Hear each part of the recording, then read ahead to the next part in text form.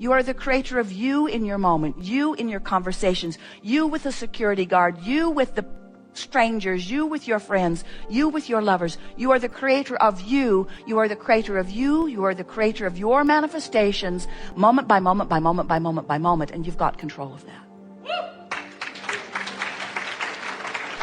So something happens that gets your attention, and because it has your attention, and it doesn't have the attention of your source. Did you get that? If you feel negative emotion, it means it's got your attention, just not the intention, not the attention or intention of the larger part of you. In other words, when you're feeling afraid, or when you're feeling angry, when you're feeling blameful, you're out there on the raw and ragged edge without the resources of your source, because you are depriving yourself of the full integration or blending of all of that because of the vibrational attitude of whatever it is that you are focused upon. That's what negative emotion always means. So when you get it, that you have control of what you give your attention to, then you know that you can set yourself up for wonderful moments after wonderful moments after wonderful moments. There's no reason for you to dip. But if you believe that your happiness is dependent upon controlling some circumstances that you can't control, so you let the unpleasant circumstances be the reason for your focus, just because you are letting unpleasant circumstances be the reason for your focus doesn't mean that the source within you is letting it, we started to say, is dumb enough, but that would be unkind, to let it be the subject of their focus. In other words, when you focus on something that doesn't feel good, it means you've focused yourself apart or away from, in resistance to who you really are. And that, in fact, is the sum total, complete, entire reason for any negative emotion that you feel. You think it's because of the subject of your focus. You think that's why you feel bad. If that would change, I will feel better. That isn't true at all. The reason that you feel bad is because you're using something as your excuse to not allow yourself the blending that must be there in order to feel good. So the primary manifestation that you must look for, if you care about the way you feel, and we know you do, is the manifestation of your orientation with your inner being. In other words, your inner being is who you are. So here's how it works. You were source energy before you came into this physical body. And a part of you came into this personality that you know as you, but the larger part of you remains non-physically focused. It's a fact. Accept it. So here you are, exploring life experience, knowing what you don't want, knowing what you do want, and coming to constant conclusions about what would be better. So you shoot off these vibrational rockets of desire, whether you ever say, I want that, or I would like that, or I prefer that. And of course you say that a lot. But even when you don't say it, your preferences are duly noted by source energy, because that expanding preference moves into what we are calling your vortex of creation. It's just a vibrational version that is the predecessor to all of your wonderful manifestations. And the source within you, who holds no resistance, who understands everything that you want, becomes the vibrational equivalent of it in the moment that you give birth to it. That's why we say step 1 is you sift and sort and ask, and step 2 is source answers. Source literally becomes what you are asking for. But there's another step, and it's really the basis of the body of work that we have been doing with you through these years. And that is, you must find a way to become a vibrational match to not just what you're asking for, but to who you have become because of what life has caused you to ask for. You can't become it vibrationally and not go without feeling bad. So every bit of negative emotion that you have, every bit of it, whether it's negative emotion or whether it's a manifestation that is negative, that is even bigger than the emotion itself, everything that you would call unwanted experience, from emotion right out to whatever the manifestation is always the same thing. It is an expansion that you have not yet completely allowed yourself to experience fully. And when you get that, and when you understand further that all you're reaching for in terms of manifestation, have we won you over with our clever knowledge that the manifestation that you want really is the emotion? So someone said to us one day, Abraham, my body hurts me. How can I feel good when I am in pain? And we said, because you have to separate the physical manifestation from the emotional manifestation. We said you have to separate what has manifested so far from what's in the vortex. You have to separate the emotion from what you are calling reality, because there's another vibrational reality that you have not fully embraced. And when you do, your emotion will be one of ease. We knew that she could leave her fear behind this red hot minute, while it was unlikely that she would leave her physical discomfort behind this red hot minute. So we were saying to her, you have a choice. You can have pain in your body and feel hopeful or knowing, or you can have pain in your body and feel fear. But let the manifestation that you're reaching for be the improvement of fear to hope, rather than in the improvement of pain to no pain. Can you hear that? Because you can't control pain to no pain fast enough, but you can control fear to hope fast enough. You can control that. And when you get that, you've got it all. When you get that, now you are the vibrational, deliberate creator that you were born to be.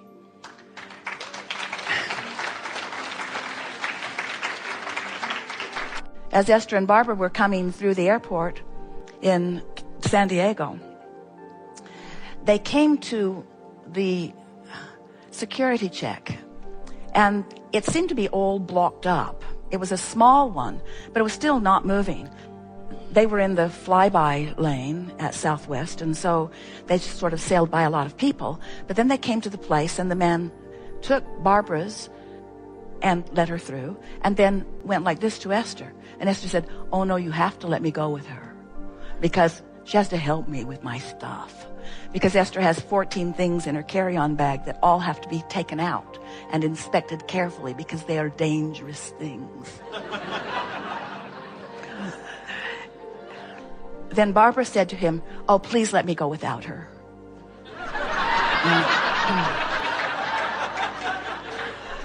And Esther said, oh, please don't let her go without me. And the man began to laugh, and he let Esther through. And then looked at the people behind Esther and went like, my hands are tied. These are powerful women.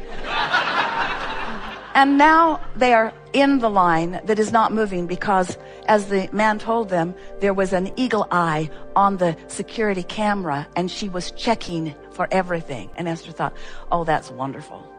But then Esther had taken everything out of her bag, and so there was no worry about it. And so they went through, and Esther was really proud of herself, because she had packed so carefully and unpacked so carefully. And so she sailed right through. But then Barbara's bag had to go back for a check, because there was a bottle of water in it. And Esther is laughing, because Barbara is the one who is counseling her on how to fly. And she has a bottle of water, a forbidden bottle of water, because everyone knows how dangerous water can be. And so Esther is laughing because Barbara has been caught with her water. And Barbara is laughing because Barbara has been caught with her water.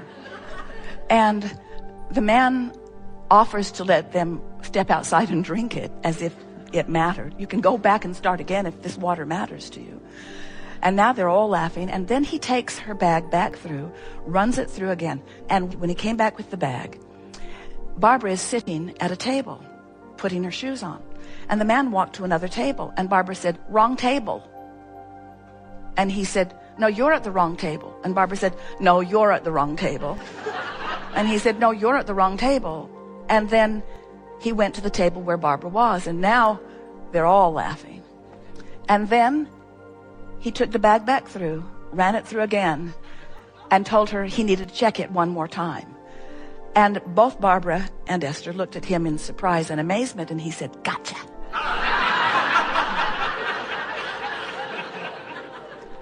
And as they moved on through, they couldn't stop laughing, and Esther couldn't stop noticing the amazing fun that they had had at a place that is usually no fun at all. In other words, that's a manifestation. It's a manifestation. What you're living in any moment is a manifestation. Manifestations surrounding you. The people you meet, manifestations. The way they play with you or not, manifestations. The way you feel as you move through your day, manifestations. Your life is unfolding, manifestation, manifestation, manifestation, manifestation. And it keeps moving. Have you noticed? There it went again, there it went again, there it went again, there it went again, there it went again. So you have constant personal control over the manifestation of your moment. And what trips you up often is you're looking long term where you have not enough power or not enough clarity, and letting the future, to which you have not enough answers right now readily available to you, concern you, where if you would just be present in the moment and be aware of the manifestation that's happening now and adjust your vibration accordingly. In other words, that little bit of fun got more fun started and more fun started, and now they come to a place where there are two seats but not together. And what's sitting in the seat that is between the seats is a magazine and a cell phone.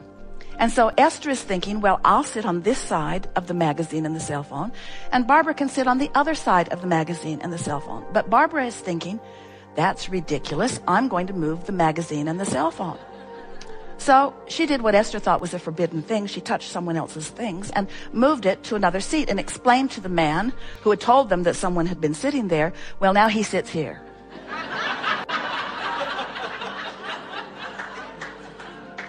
And then a great big gruff-looking man comes walking across from Starbucks, and Esther thinks, I'm going to the bathroom. I don't want any part of this. And as he comes to his telephone, which has clearly been moved, Barbara said, we moved you. And he said, you were so gentle, I didn't even feel it. And Esther began to realize that now the momentum of fun was started. There was no ending to what the day was going to provide. In other words, you just can't get into a place where you're feeling good, where you're loving the people of your planet, where the people who want to play with you are coming to you. You just can't get on that sort of vibrational roll without acknowledging these are manifestations. And what we want to call your attention to is that the most significant manifestation of all. Have you been listening to us for a while? Some of you have for a very long while. And have you heard us say, yes, you've heard us say on endless occasions, because we say it every time we get together with you. We say it several times every opportunity we have. Everything that everyone wants or ever has wanted or ever will want is because they believe they will feel better in the having of it. They believe they will have a good feeling emotional response in the receiving of this other thing that they think they want. And what we want to convince you of is that what you want is the emotion. What you want is the good feeling. The other stuff's just the justification that you give for having it. In other words, I want prosperity because I will feel better, and I want a lover because I will feel better, and I want this because I will feel better. I want everything that I want because I believe I will feel better in the having of it, and I believe I will not feel good in the absence of it. But it is the emotion that is the primary manifestation. Hear that. Your emotion is your primary manifestation. And if you can hear that, if you can leave with that today, if you can know it in the way we know it, then you will have control of the only manifestation that matters, which is the way you feel. And when you get control of that one, you've got control of every other manifestation. You've got control of financial manifestations, of physical manifestations, of relationship manifestations, of worldwide manifestations, of weather manifestations. You have control of every other manifestation if you deal with the only manifestation that matters, which is, how am I manifesting in this moment? Which means, oh, hear this. It's the first time we've said it this well. Oh, we forgot. No, we didn't forget. How much of me am I allowing to manifest here and now? How much of me is playing with you now? How much of me are you getting? Are you getting the pinched off version because I'm choosing something that bothered me last night and that I worried about? Am I choosing something that only allows a little bit of the manifestation of me to be here, so you get the raw, ragged edged, on-retoed version of me? Is that the manifestation that you're getting of me? Or are you getting the full-blown, tuned in, tapped in, turned on, source energy manifestation of me? That's the manifestation.